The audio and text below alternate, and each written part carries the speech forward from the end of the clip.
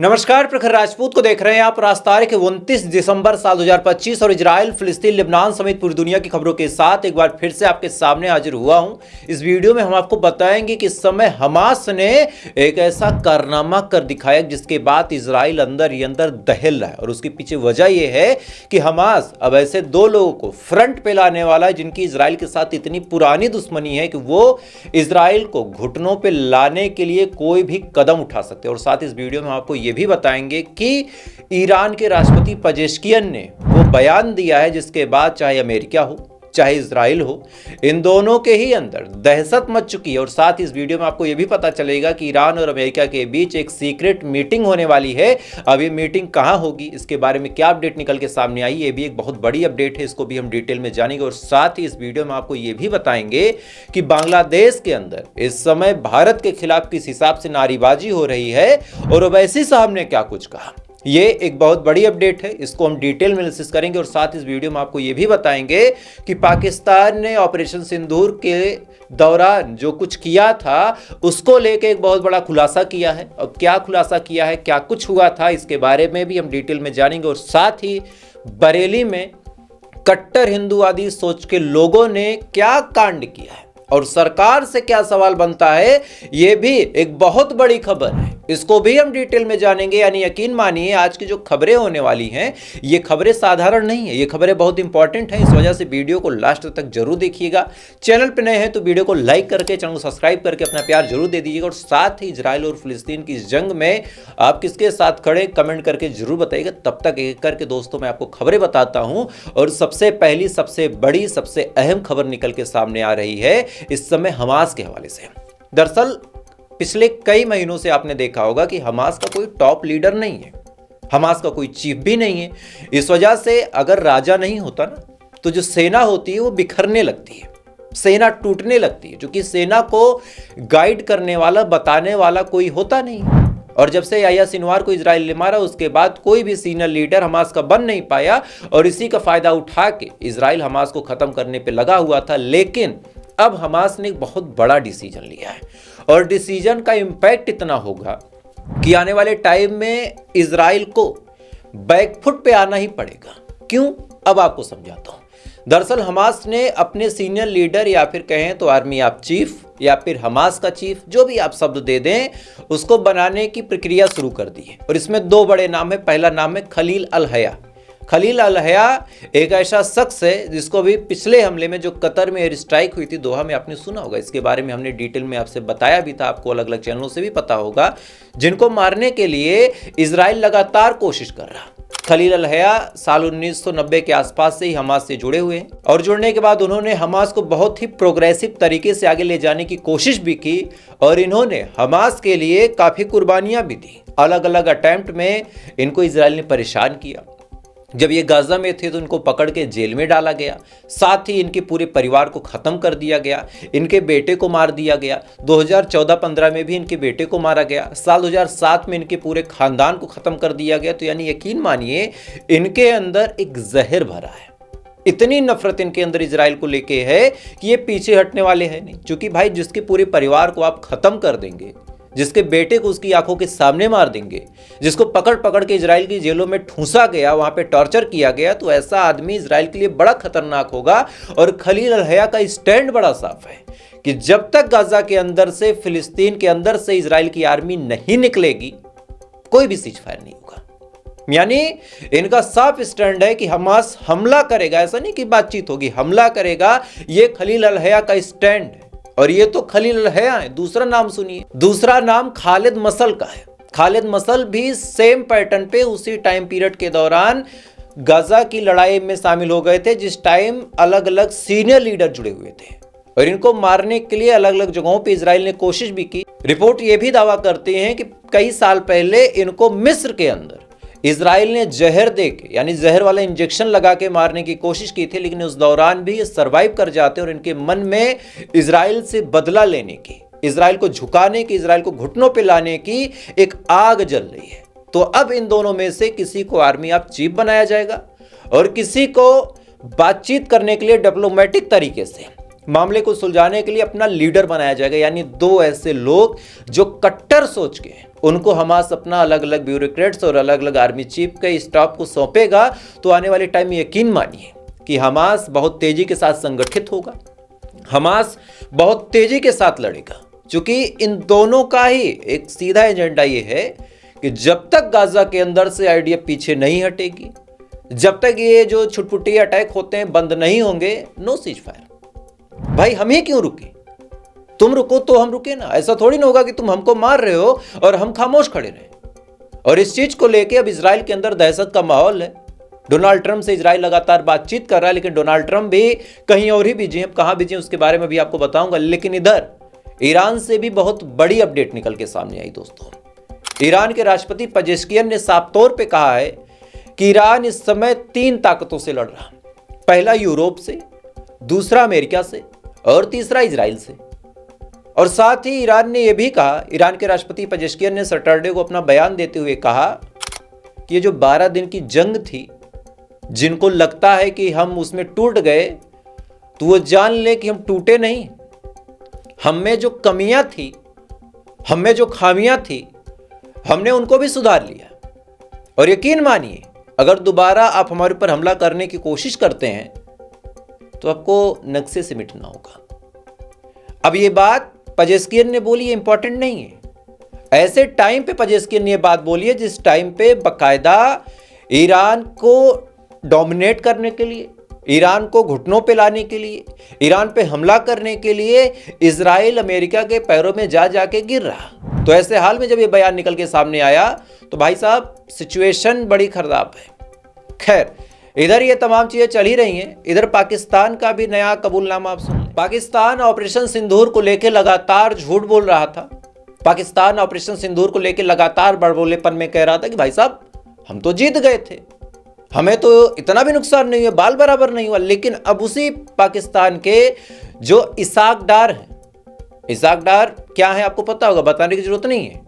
इन्होंने बड़ा बयान देते हुए कहा कि जिस नूर खां एयरबेस को भारत ने टारगेट किया, दरअसल नूर खां एयरबेस रावलपिंडी के चकाला में है।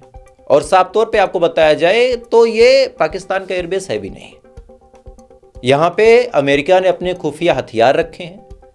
अमेरिका यहाँ पे अपने सीक्रेट आर्मी बेसिस को चलाता है। और यही वजह है कि जब भारत पाकिस्तान की जंग हुई और भारत ने नूर खां एयरबेस को टारगेट किया, तब अमेरिका बीच में पड़ता है और सीजफायर की बात करवाता है। और जब भारत नहीं मानता तो भारत के ऊपर सेंक्शंस और टैरिफ की धमकी देता है। और चूंकि भारत ने अमेरिका के कीमती एसेट को टारगेट किया था, यही वजह है कि भारत से अमेरिका इतना चिढ़ा हुआ है। बाकी और कोई बात भी नहीं है। हमने नूर खां को तबाह किया, इसी वजह से अमेरिका चिढ़ा हुआ है। खैर, इन्होंने साफ तौर पे कबूला अपने मुंह से, इसाक डार साहब ने, कि भाई साहब हमारे ऊपर 80-81 ड्रोन दागे थे भारत ने, हमारे डिफेंस सिस्टम ने। अब इनके पास कौन सा डिफेंस सिस्टम ये तो ऊपर वाला ही जाने, भाई हमें तो नहीं पता। खैर, इनकी बात भी अगर मान लें तो हमने 79 जो ड्रोन थे उनको मार गिराया। लेकिन 1 या 2 ड्रोन ऐसे थे जिन्होंने नूर खां एयरबेस को टारगेट किया। ये बात इसाक डार ने अपने मुंह से खुद एक्सेप्ट की है। यानी मतलब बड़ा साफ है कि इनके आर्मी बेसिस पे नुकसान पहुंचा है। इस बात को चाहे ये इतना सा माने और चाहे उतना सा माने। अब इनकी बात आप छोड़ दीजिए। जो पाकिस्तान के राष्ट्रपति हैं जरदारी, इन्होंने अपने मुंह से कबूला कि जब ऑपरेशन सिंदूर भारत ने लॉन्च किया तब ये पार्टी में थे और इनके मिलिट्री सेक्रेटरी वहां पे भागे भागे पहुंचे। भागते हुए पहुंच के उन्होंने बताया कि साहब भारत ने हमला कर दिया और अगर आपको बचना है तो आप बंकर में चले जाएं। यानी पाकिस्तान इस लेवल पे डरा हुआ था। इस बारे में पाकिस्तान ने अपने मुंह से खुद कबूला। लेकिन इस बात पे हमें फूल के कुप्पा होने की जरूरत नहीं है। पाकिस्तान इस समय चोट खाया हुआ सांप है और हम सभी जानते हैं कि चोट खाया हुआ सांप ज्यादा खतरनाक होता है। तो पाकिस्तान को लेके हमारी तैयारी कई गुना ज्यादा तेज होनी चाहिए। अब हो रही है नहीं हो रही है ये तो मोदी सरकार जाने और हमारे बेचारे आर्मी के ऑफिसर जाने। खैर, इधर ये तमाम चीजें चल ही रही हैं। इधर बांग्लादेश भी एक सपोले की तरह फनफुला रहा है और अगर सरकार ने कोई ठोस कदम नहीं उठाया तो यकीन मानिए हमारा तीसरा दुश्मन भी, चाइना पाकिस्तान को छोड़ के जो हमारा तीसरा दुश्मन बॉर्डर पे है, वो भी उतनी ही तेजी के साथ आगे जाएगा जितनी तेजी के साथ ये दोनों चले गए। और आज हमें इनसे निपटना थोड़ा सा मुश्किल हो भी रहा है।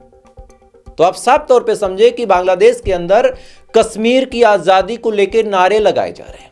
जिस कश्मीर के मुद्दे को सुलझाते सुलझाते हमारे यहाँ कई सरकारें आई और चली गई, उसको लेके भी बाकायदा बांग्लादेश के अंदर नारा लगाया जा रहा है और किस हिसाब से नारा लगाया जा रहा है उसका एक वीडियो आप देखें।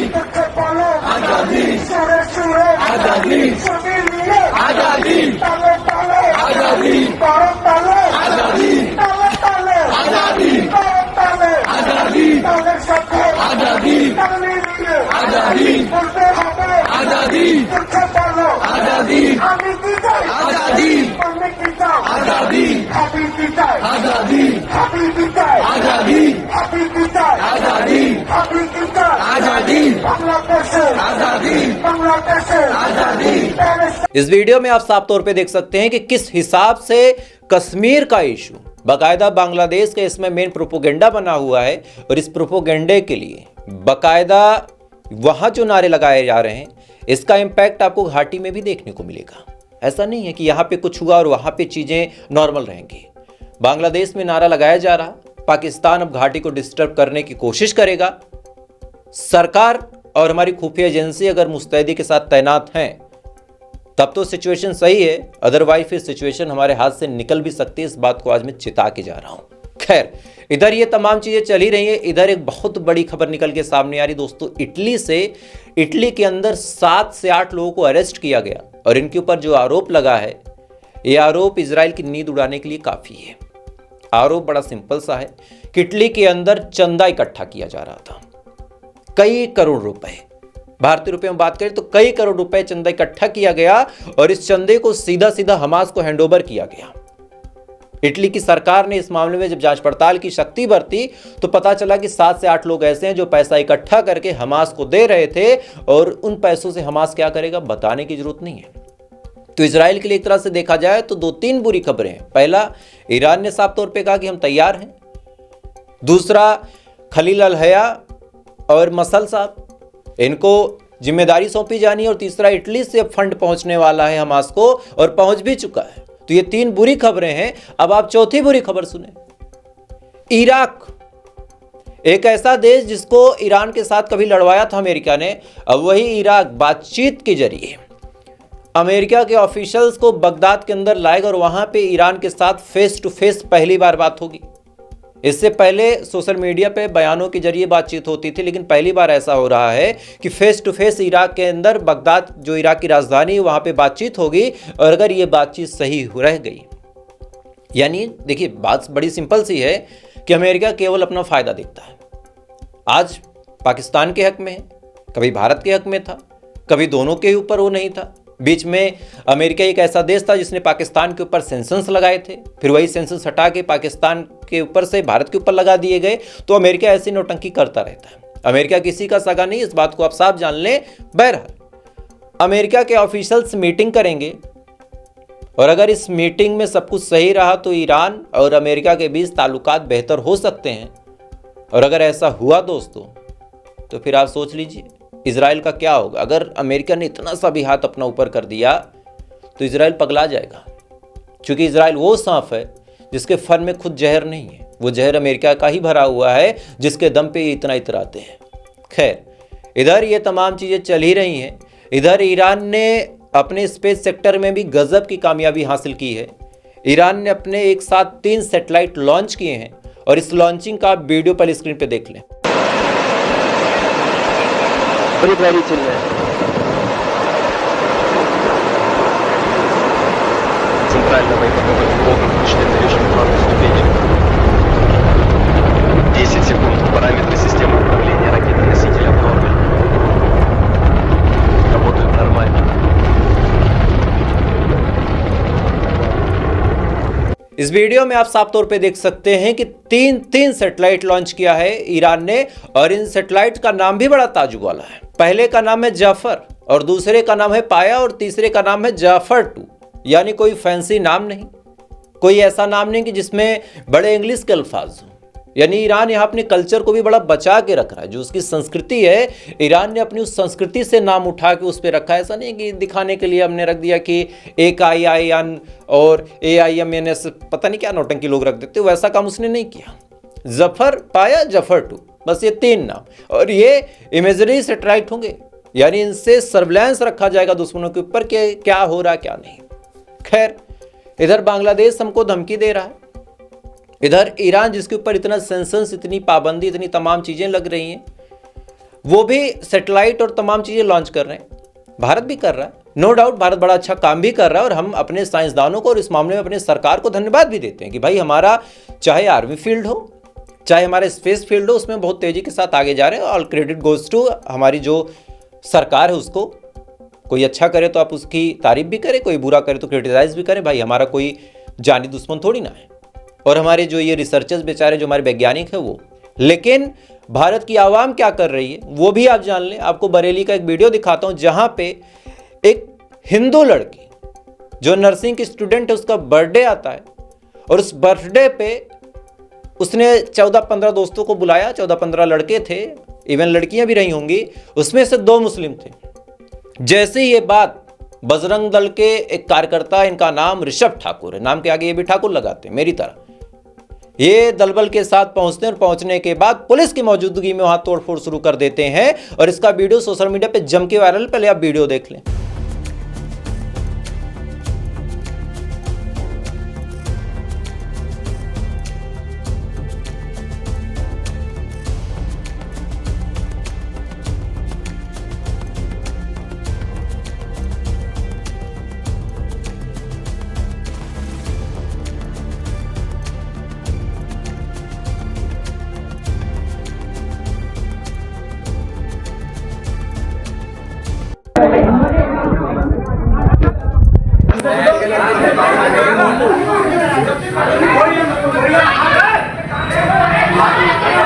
कवर करो उधर से।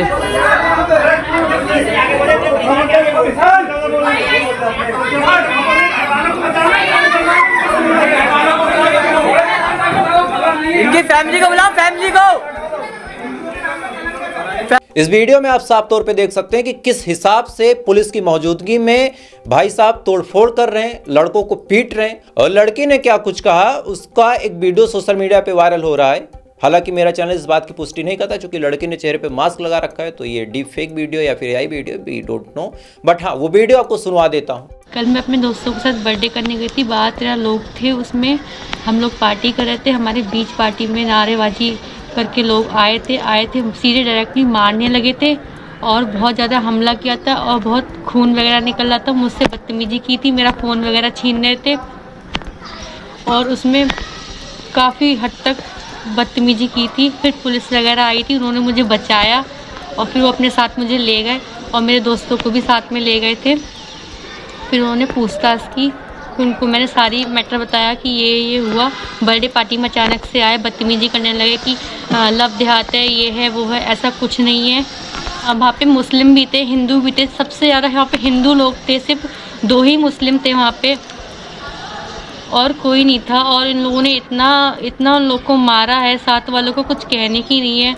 उन लोग के हाथ पैर सब तोड़ दिए हैं। मैं चाहती हूँ कि कहते हैं जो भी मेरे ऊपर आरोप लगाए वो सब ठीक नहीं है और जो भी मेरे खिलाफ जो वायरल वीडियोस वगैरह हो रही वो सब गलत है। इन लोगों ने दिखाया ही नहीं है। जिस तरह से एंट्री हुई उसमें जितने लोग थे वो कुछ नहीं दिखाया। इन लोगों ने बात की वीडियो शूट की है, जो डाली इंटरनेट पे वायरल हो रही है। मैं चाहती हूँ वो सब गलत है, वो सब हट जाए वहाँ से। आप साफ तौर पे सुन सकते हैं कि लड़की के साथ क्या कुछ हुआ। लड़की ने खुद अपने मुंह से बताया इस वीडियो के हिसाब से। मुझे कुछ अपने मुंह से ऐड करने की जरूरत नहीं है। अब इन भाई साहब को लगा कि चलो भगवा गमछा लगाया, गुंडागर्दी फैलाई और बढ़िया एनिमेशन के साथ, बढ़िया साउंड इफेक्ट के साथ इन्होंने वीडियो दिखाया था, अपना डाला था। लगा कि यार बच गया हिंदुत्व, एकदम सनातन की हिफाजत हो गई। लेकिन जिस बजरंग दल के लिए कर रहे थे उसने ही इनसे हाथ खड़े कर दिए, कहा भैया तुम जाओ यार, मरो, हमको नहीं मरना। क्या कुछ कहा वो भी सुने आप। जय श्री राम। केवलानंद गौड़, महानगर संयोजक, बरेली महानगर। मैं आपको एक सूचना देना चाहता हूं कि हमारे कार्यकर्ता जो ऋषभ ठाकुर, इसको हमने 14 तारीख सन 2025 को हमने सभी दायित्वों से इसे मुक्त कर दिया गया है। कारण कोई बहुत बड़ा कारण नहीं है, मगर जो व्यक्ति संगठन के हिसाब से नहीं चल सकता उसको हम संगठन में नहीं रख सकते, इसीलिए उसको सारे दायित्वों से मुक्त कर दिया है। आने वाले समय में इस वीडियो में भी आप साफ तौर पे सुन सकते हैं कि बजरंग दल ने इनसे हाथ खड़े कर दिए। अब इनका क्या होगा? एफआईआर दर्ज हो चुकी है, लड़की ने भी शिकायत दर्ज की है। सरकार अगर चाहेगी तो इन जैसे अराजक तत्वों को तोड़ के घुटनों पे लाएगी। बस वही है कि सरकार अगर चाहे तो। खैर, क्या होगा आने वाले टाइम में आपको अपडेट करता रहूंगा। तो अगर आप चैनल पर नए हैं तो सब्सक्राइब बटन लाजमी दबा दें ताकि कोई भी वीडियो आपसे मिस ना हो। तो अभी के लिए बस इतना ही, बाकी थोड़ी देर बाद आपसे फिर मुलाकात होगी ऐसी किसी खबर के साथ। तब तक आप अच्छे रहें, खुश रहें, अपना ख्याल रखें, अपने देश का ख्याल रखें। जय हिंद, ऊपर वाला आपकी हिफाजत करे।